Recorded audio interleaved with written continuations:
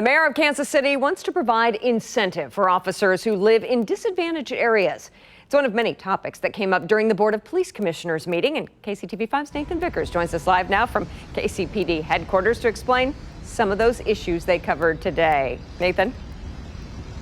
Well, the board covered a lot of ground today, but they officially removed the residency requirement for KCPD officers. And Mayor Quinton Lucas introduced two proposals he says will help retain staff and build better relations in the community.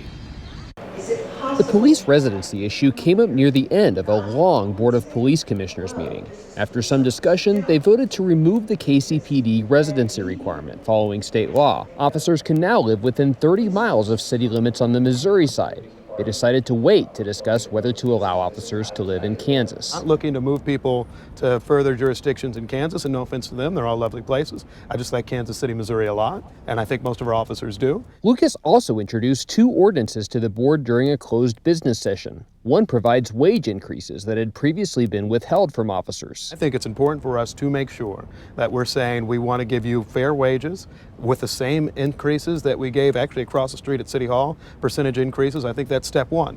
People want to feel respected, but they also want to feel well compensated. His other proposal directs the board to identify incentives for officers who live within the city, specifically in disadvantaged areas where better police relations are needed. The people of Kansas City, yes, want to be able to have stronger relationships with their police officers. That's what I think we need to be focusing on, not in moving people further out of our community into a different state. As a legal battle over police funding awaits its next hearing, Lucas called today's session a step toward collaboration. What we saw today were solutions from Kansas City to make sure that there are officers in the core of our community.